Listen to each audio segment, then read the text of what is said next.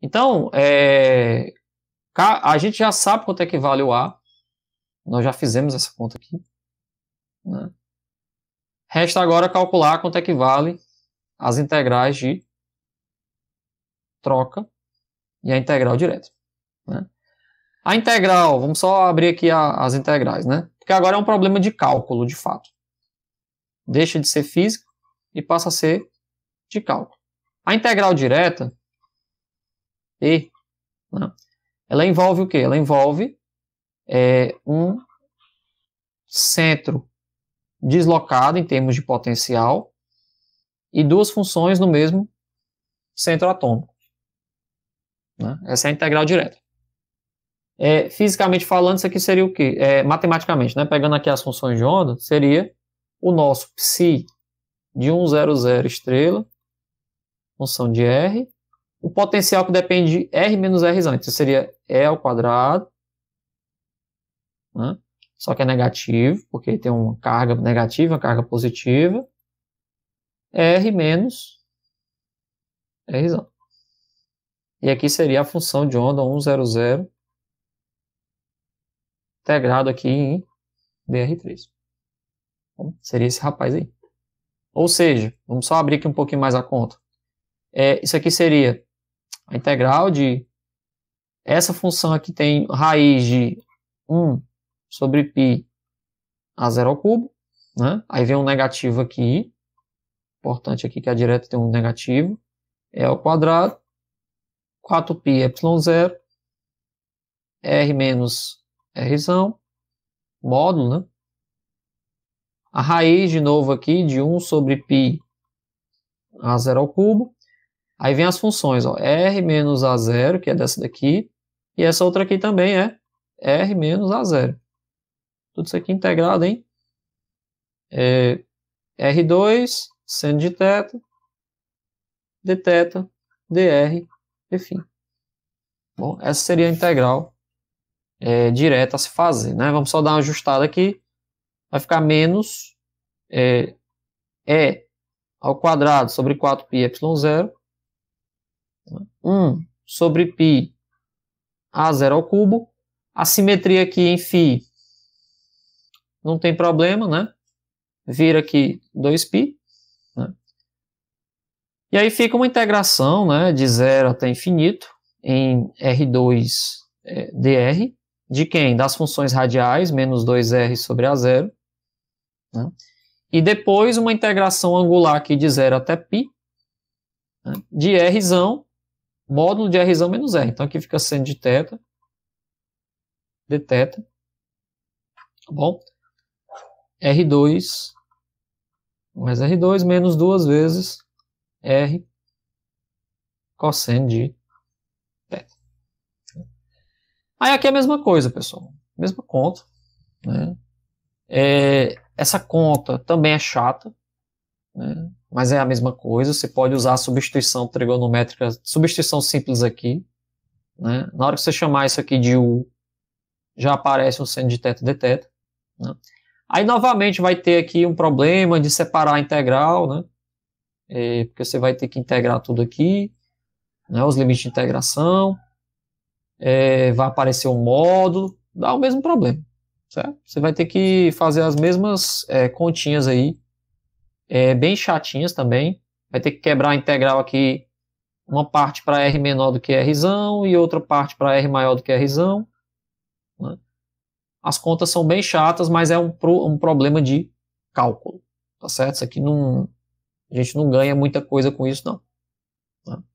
Vou colocar aqui o resultado final para a gente analisar depois. Né? Vai ficar assim, ó, menos ao quadrado sobre 4π ε0. Né? Aí vai ficar 1 sobre A0, que é o raio de Bohr. Vai vir aqui mais um raio de Bohr sobre R. Né? Aí fica 1 menos E sobre 2 R0, R sobre A0. Isso aqui dividido por A. 0 também. E o outro termo aqui é menos 2R sobre A0. Bom, vou deixar aqui dessa forma aí. Né? Aí perceba o seguinte, bom, dá para a gente dar uma ajustada aqui, para deixar assim mesmo, né? Eu posso chamar aqui todo mundo de R sobre A0, eu vou dizer que é X, né, que é um parâmetro adimensional. E aí eu tenho a minha integral de troca, ou desculpa, a integral direta como função de X, que é menos E sobre Y0. Né? Esse cara aqui fica X. Né? O que mais aqui? Você tem um A0 aqui. Faltando um R, né? Tá faltando um R aqui. Pronto. Aí fica R sobre A0, aqui vai ficar 1 sobre X. Tá bom? Menos menos 2x sobre x, vezes x, né? Isso aqui é R sobre A0, aqui tem 1 sobre x. Tá faltando um x aqui, né? Então, tem mais tem multiplicado por x, deixa eu ver, tem multiplicado por x aqui. 1 sobre x, esse cara vai embora, né? Então não tem aqui. Esse termo fica só assim. E aqui fica 1 sobre x também, né? Então menos 2 sobre x.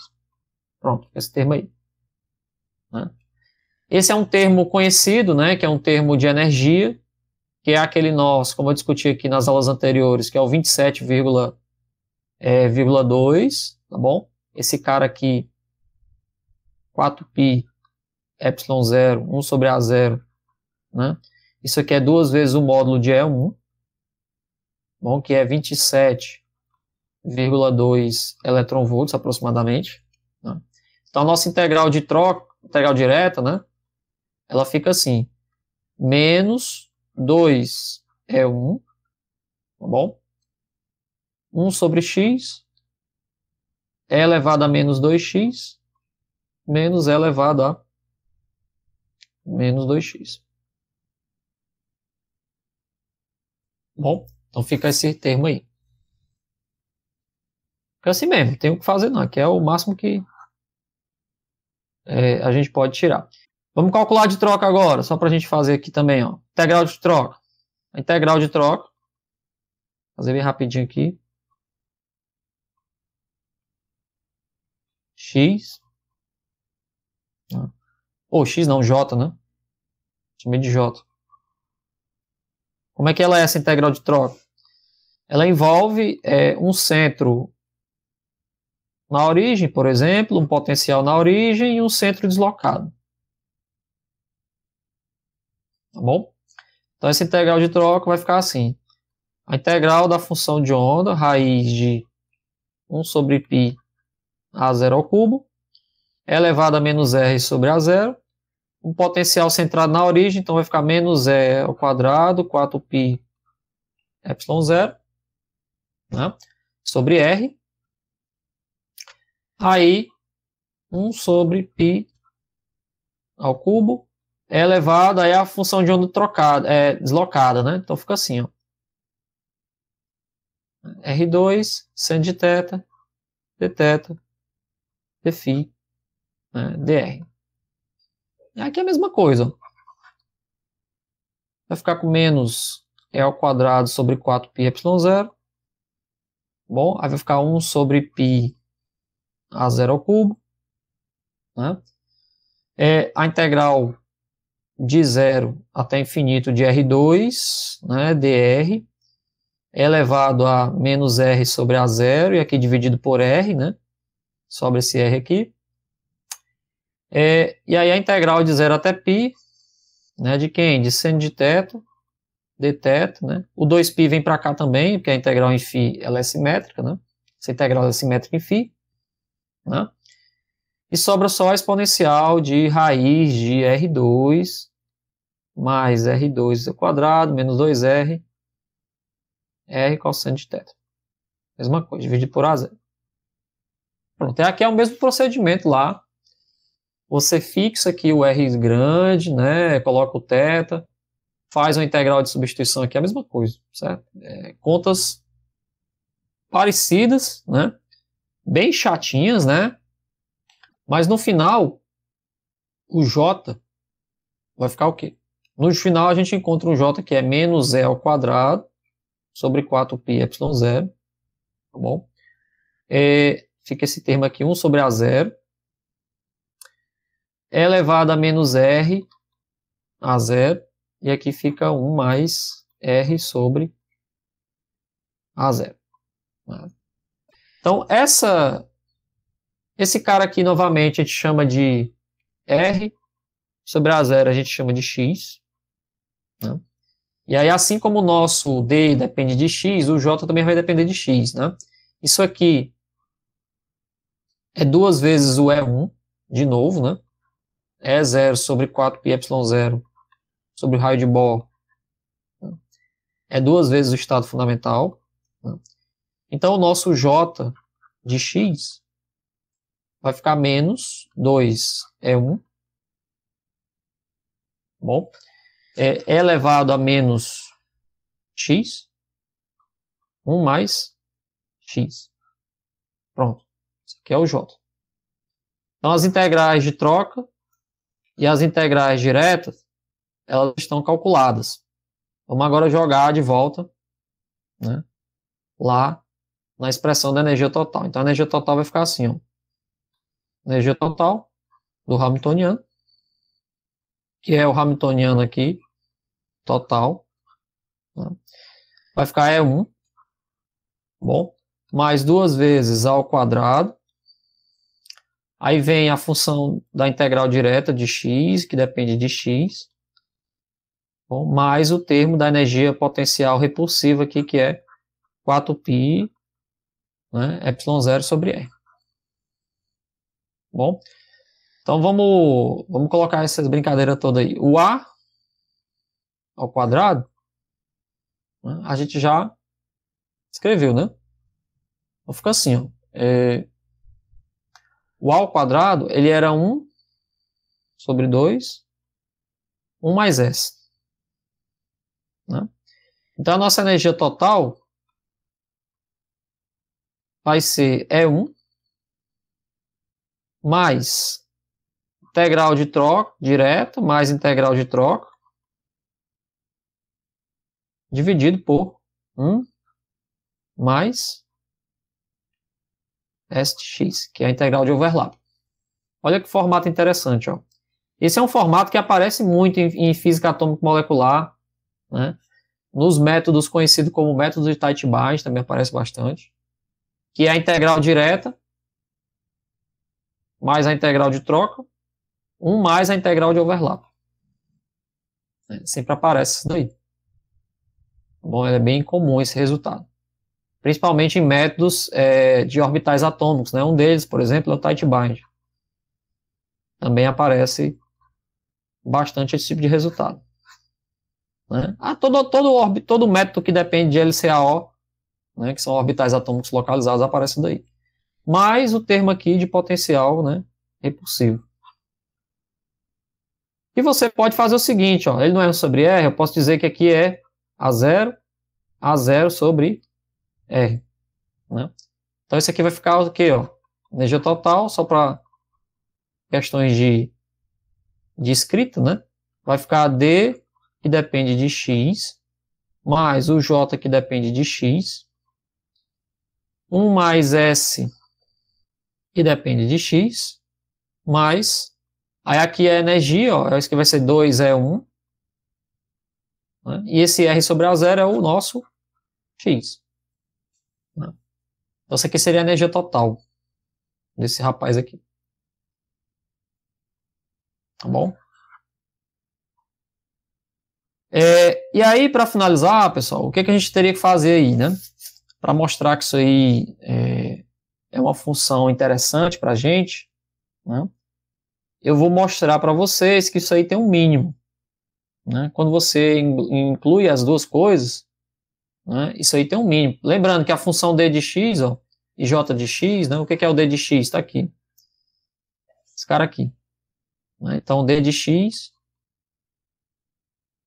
é menos 2E1, 1 sobre x, mais a exponencial de x, mais a exponencial sobre x. Né? E o J também tem a mesma ideia, ó, menos 2 é 1, né? Só que aqui é elevado a menos x,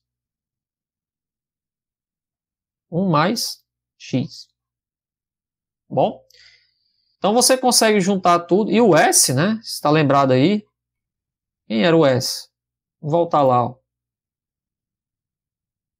Também não era tão simples não, ó. Tá aqui, ó. É elevado a x, 1 mais x, x ao cubo sobre 3. X ao quadrado sobre 3, né? Então o S, ó, é elevado a menos x também, né? É 1 mais x quadrado sobre 3. Então você tem esses três termos aqui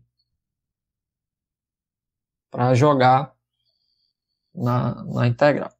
Então, no final das contas, a sua energia total, quando você dividir por E1, que é o módulo de E1, né? Perceba que tem E1 aqui, tem o módulo de E1 também aqui, né?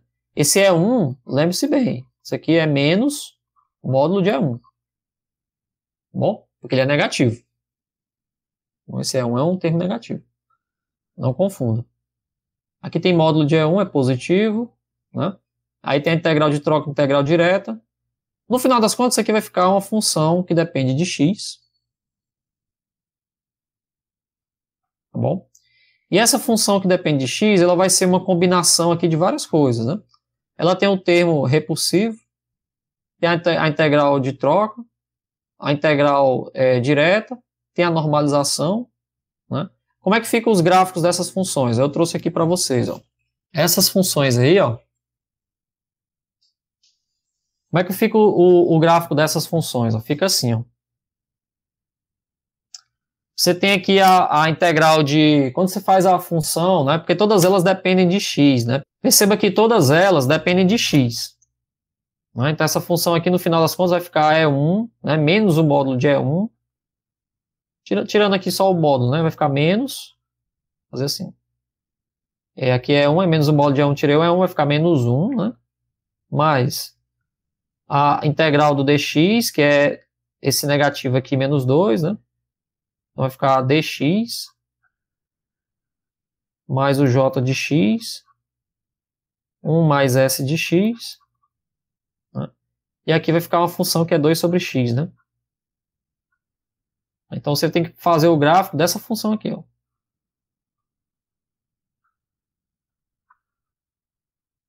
Aí eu fiz aqui o gráfico para vocês, ó. Esse gráfico aqui, né, é a integral de overlap, ou seja, quanto mais você aumenta aqui o parâmetro x, né, você diminui o valor da amplitude de overlap. A normalização ela vai ficando aqui em torno de 0,7. Né, isso aqui não é um problema, é só 1 sobre raiz de 2. Né, a normalização, à medida que você separa bastante as funções, você mexe muito pouco na normalização, mas mexe. Né? Então aqui a integral de overlap é assim, né? Aí, ó, olha como é que fica a energia, fica interessante. A integral direta, ela é uma função altamente atrativa, né? A integral de troca, ela também é bastante atrativa, e as duas são negativas. Perceba aqui que as duas são negativas, ó, isso aqui é atrativo, né? Isso aqui é atrativo, porque é negativo, né? Só que esse termo aqui, ó, ele é repulsivo, tá bom?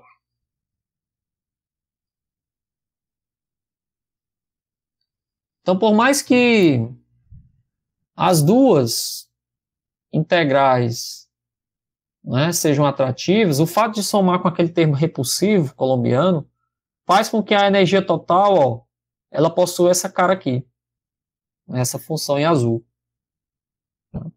E essa função em azul, ela tem uma coisa importante, ó, que é o quê? O mínimo. Né? O mínimo.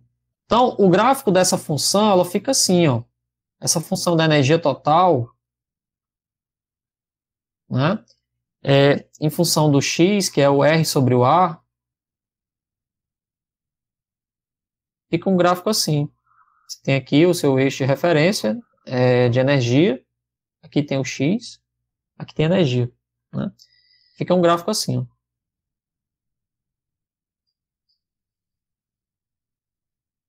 tá bom? Que é justamente esse gráfico aqui, ó. Passa pelo zero e ele satura. Ele satura onde? Ele satura, se você fizer essas contas bem direitinho, fizer um código para mostrar isso daí, ele satura aqui em 13,6, que é o valor do átomo de hidrogênio quando você separa, né, os prótons. Ou seja, se você separar os prótons na molécula de hidrogênio bastante, né, levar esse cara aqui para infinito, o R tender a infinito, né, você faz com que a energia total seja menos 3,6. É como se o elétron agora, ou ele enxerga só um próton, que é esse aqui, por exemplo, né, ou ele enxerga só esse próton aqui. Tanto faz. Se você separar aí os dois prótons bastante, ele vai enxergar uma energia de menos 3,6 eletronvolts. Só que existe um valor menor ainda de energia. Olha que interessante, ó. Existe um mínimo. E aí é onde entra o princípio operacional. Você vai derivar essa energia total aí com relação a x. E você vai igualar a zero. E você vai descobrir que existe um x aí especial, que é esse cara aqui, que me dá uma energia menor ainda. Quando você pegar essa função e derivar, você vai encontrar, né, o seguinte, que esse valor é mínimo aí, ele vai ficar menos 3,6 eletronvolts, né? Aí deixa eu só pegar o valor aqui, ó, é 1,8, menos 1,8. Ou seja, você vai encontrar que esse é mínimo aí é menos 15,4 eletronvolts. Estou exagerando aqui, mas o valor aqui vai ficar menos 15,4. A escala está um pouquinho exagerada aí. E esse x mínimo aí, esse x especial, a gente encontra que deixa eu só procurar aqui. Você encontra 1,3 angstrom, que é 2,4, né? Ou seja, o R sobre o A0 é 2,4. Né? Quando você fizer a continha aí, você vai descobrir que existe um R mínimo aí, que é 1,3 angstroms. Né? Então, essa energia aqui do estado fundamental, calculada pelo princípio operacional, né? E esse R mínimo aqui, calculado pelo princípio operacional, me dizem, né, que pela teoria que a gente está fazendo aqui, existe uma possibilidade dos dois prótons ficarem próximos uns dos outros de forma estável. É que a ligação química entre eles aqui tem que ser uma separação de 1,3 angstroms, né? E uma energia mínima, uma energia aqui do estado fundamental, que é menos 15,4 eletronvolts. Né? E aí o elétron fica nessa função de onda aqui, que é uma combinação, né, das duas funções. Alguma coisa nesse sentido aqui. Né? Deixa eu desenhar aqui. Uma coisa assim. Certo? Essa aqui seria a função de onda do elétron. Né? Perceba que ela é uma combinação. Ela é uma combinação linear, né? Das duas funções de centros diferentes. Né? E a constante de normalização, como eu mostrei para vocês, ela não varia muito. Ela oscila ali entre meio, né? 1/2 e 1 sobre raiz de 2. Bom, ela é um valor só que faz um peso ali entre as componentes. Né? Ela oscila entre 1/2 e 1 sobre raiz de 2. Então, na verdade, a função de onda eletrônica ela fica mais ou menos assim. Como você tem uma densidade de probabilidade aqui não nula, tá bom? Aí você garante que isso aqui é uma ligação química, porque a densidade de probabilidade é diferente de zero. Tudo bem? Esse modelo ele garante a estabilidade da molécula de H2. Essas continhas todas que a gente fez aqui é para garantir a estabilidade da molécula H2-, né? Bom, então você pode usar o princípio variacional para mostrar que existe a possibilidade de você formar uma ligação química nos materiais, né, nas moléculas. Tá bom? E essa continha toda que a gente fez aí, que foi para mostrar que quando você engloba a ideia de orbitais atômicos, né, de combinação de orbitais atômicos, com a ideia do princípio variacional, você consegue encontrar o estado fundamental de outros sistemas, né? Você pode aí pensar em outros átomos, outras moléculas, que você sempre pode prever estado fundamental, e no caso aqui é a ligação química, né? A distância da ligação química, o tamanho da ligação química, né? Se vai estar próximo do experimental ou não, aí é outra história, né? Aí cabe a você, né, melhorar essa função aqui. Você pode melhorar a função de onda.